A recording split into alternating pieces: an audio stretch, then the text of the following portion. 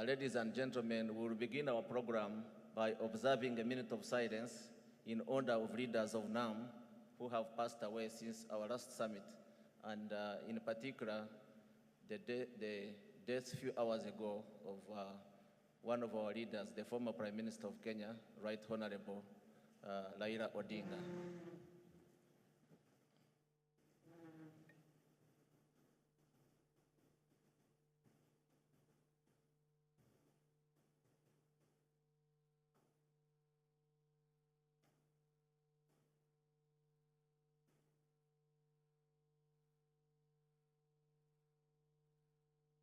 Thank you.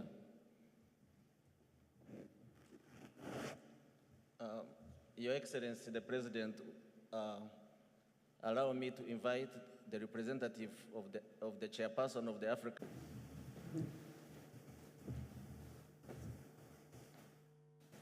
The Honorable Minister, Jejo Odongo, all the Honorable Ministers of Foreign Affairs and heads of delegations, the representative of the Secretary General of the United Nations, the representative of the chairperson of the African Union, all distinguished ladies and gentlemen, I welcome you to Uganda. There is a prepared speech which will be distributed, but I will make my remarks without necessarily following that prepared speech. First of all, we are very happy that you have come to Uganda in such big numbers. Thank you so much.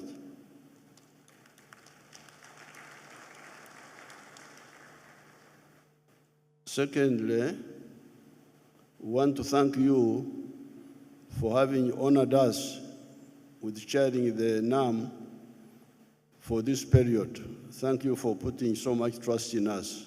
Thank you. When I look at what's happening in the world, I feel quite sorry because people are behaving as if life has just started. Yet, the human race has been here for 4.5 million years. Most of that time, the human beings were living only in Africa. So I normally like to joke with friends that all of you here are former Africans, all of you. Because you all started here, but migrated out of Africa to populate other parts of the world. Now, in these 4.5 million years, we have two categories of problems. Category number one is oppression of man by nature. That's how it all started, where you have natural phenomena like floods, like drought, like a disease, like earthquake, like hunger, oppressing people. However, man, because of the intelligent brain, has been finding solutions along the way. Started by making primitive tools to solve some problems. Then,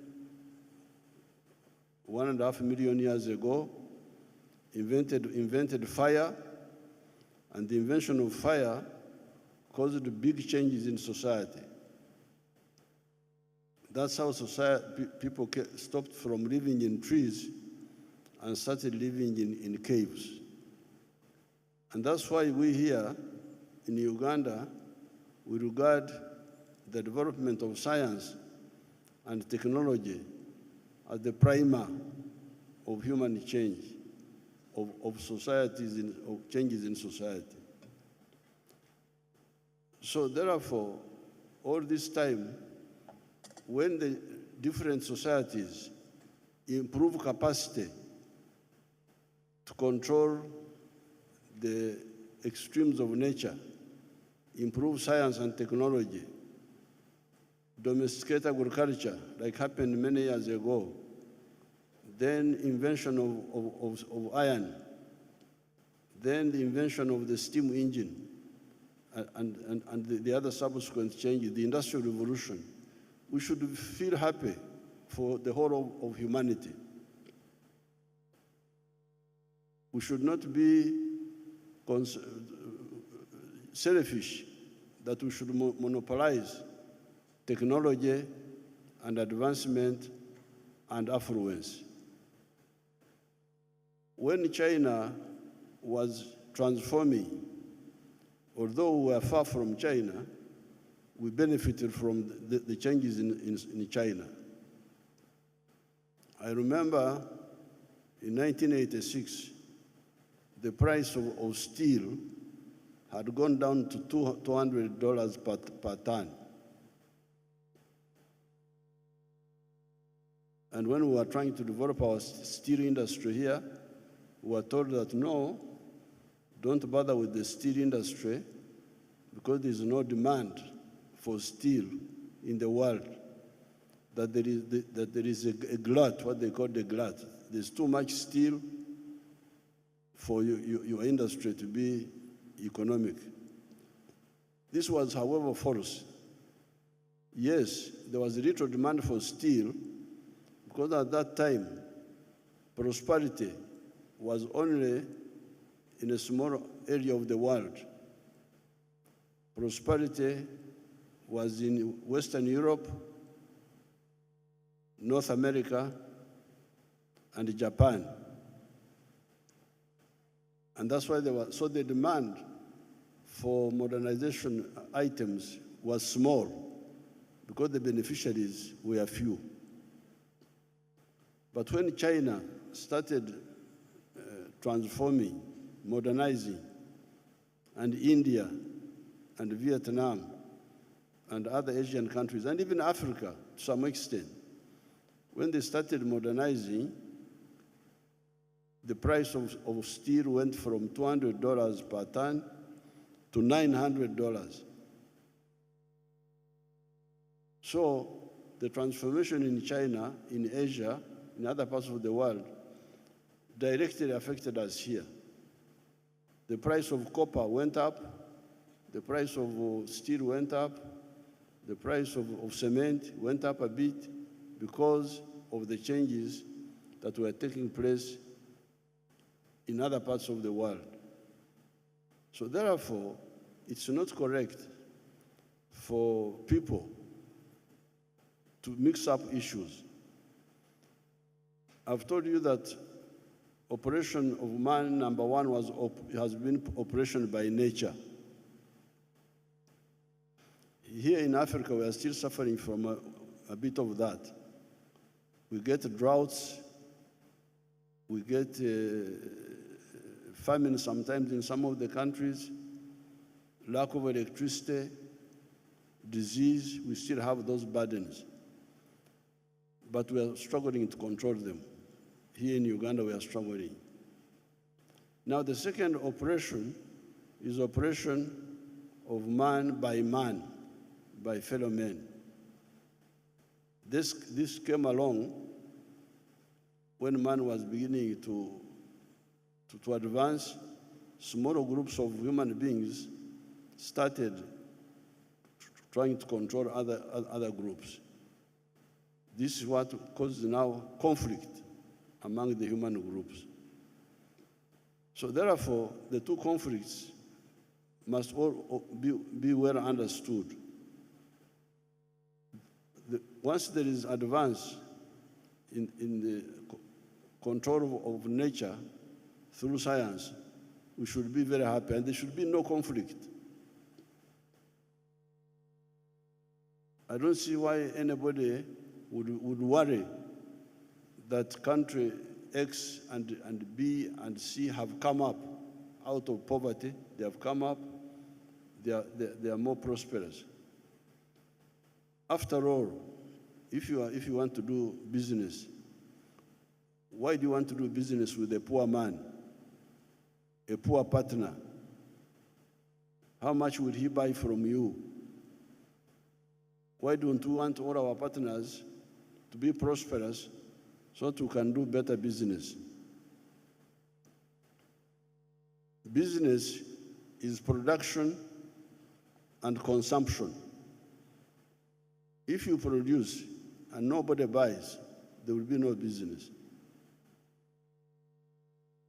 So it is very important for all of us to understand this dynamic of business has two sides, production and consumption. In Europe, when there was changes in Europe, after Adam Smith helped Europe to understand the efficiency of the private sector, in his book of 1776, The Source of the Wealth of Nations, there was rapid growth of industries, but consumption remained stagnant. And in 1929, the capitalist system collapsed. Why? Demand. You cannot talk of business if you don't talk of the purchasing power of all your partners. If you look at the GDP of Africa now, I think it is like maybe 4 trillion now, but this is too small. If the GDP per capita of Africa was about 20,000, given that we are now 1.5 billion people here in Africa, you'd be talking of a GDP of 30 trillion. Why should Africa have a GDP of about 4 trillion now, when we are 1.5 billion? If the GDP per capita went to about 20,000, you can see, I think we would go to about 30 trillion. If it goes to 25,000, we would go maybe to 45 trillion. And our partners would benefit because we would buy more from them. So therefore, I salute the non-aligned movement. Our elders who started it did us a great service because they achieved a number of things. Number one, neutrality. At that time, there was a conflict between the socialist camp and the capitalist camp. And our elders said, no, for us, we want to be neutral.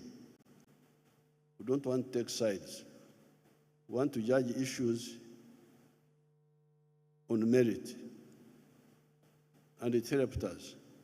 And now, it is even more important. Because I can see there's a lot of intoxication.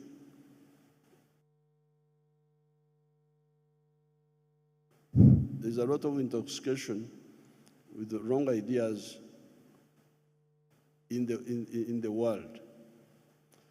The ambitions of hegemonism will not work.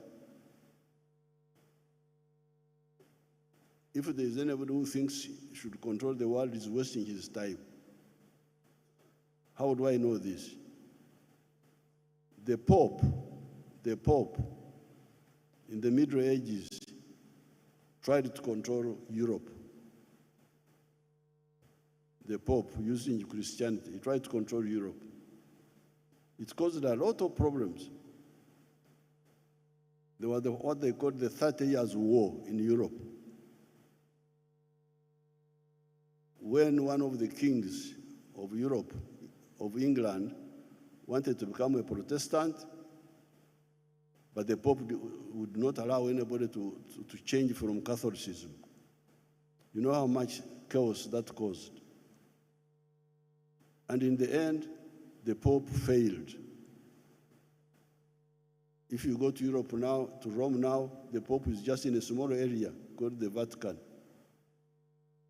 And yet he wanted to control the whole of Europe at that time. It can't work. Now, when capitalism came up, and I don't know why I would like to get time and talk to the Europeans, like I'm talking to you now, because the examples are very clear. When capitalism came up in France, the French Revolution, the capitalists took power in France, and they overthrew feudalism there. There was the Austro-Hungarian Empire. It had a leader called Metternich. Metternich now decided to go and defeat capitalism, to stop the emergence of the capitalist ideas. He failed and ended up by destroying Austria-Hungary. You ask anybody, where is Austria-Hungary now? It disappeared because it wanted to stop evolution of history, which is not possible. So therefore, we should concentrate on the minimum common interests in the world. This is my humble advice. I'm speaking to you as a third generation anti-colonial fighter from Africa. I came as the third generation of the 1960s, following our elders like Mandela and Nyerere and others of the 1940s, and the ones of 1912, who founded the ANC in South Africa. These were our grandfathers. So my advice to people in the world is that let's concentrate on minimum mutually beneficial interests. And these are trade, investments, tourism, and mutual support in any other area. Then where we don't agree, where we have got divergences, those are internal issues. And this is where my Christianity comes in. In the Christian religion, there is a portion which says, let your light so shine before men that they see your good deeds and praise your Father who is in heaven.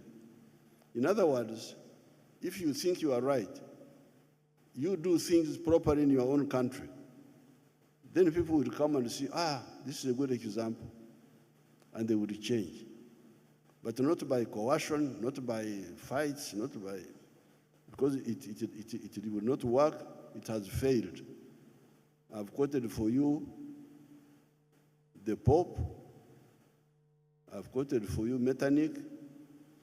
Of course, I don't want to talk about the ones who tried to colonize us here, how it all ended up badly for them. Therefore, the issue of social systems should be for each country to decide which social system do you want. It's up to them to decide. But let's concentrate on the minimum common interest. Finally, let me salute our founders. I don't know whether the young generation knows them. And these were Nehru of India, Sukarno of Indonesia, Tito of Yugoslavia, Nasser of Egypt, Zhou Enlai of China was there in that meeting in Bandung. Then others joined later, like Mwalimu Nyerere, Kenneth Kaunda, Modibo Keita, and others. We salute those people. They gave us a good beginning. In my written speech, I go into the details of what the spokesperson of the African Union was talking about. But I'm very happy when I look around to see all of us together. I can see we may be the hope of the world. We people who are here will be the hope of the world. And I thank you for coming here, and I wish you good luck. Thank you so much.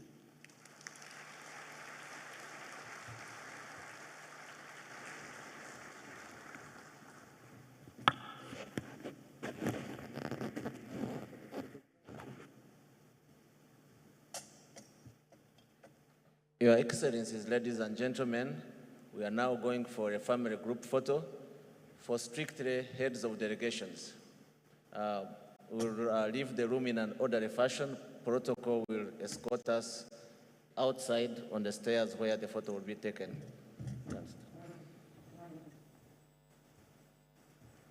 So we can meet outside there?